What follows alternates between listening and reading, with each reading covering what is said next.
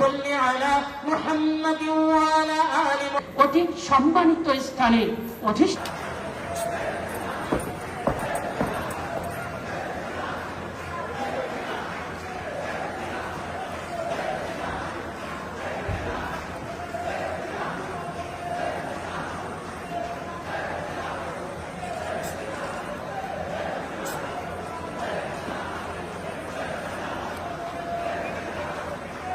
কবর জিয়ারতের উদ্দেশ্যে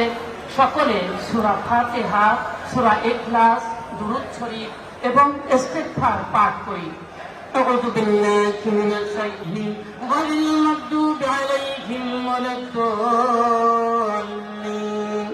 آمين بسم الله الرحمن الرحيم قل هو الله أحد الله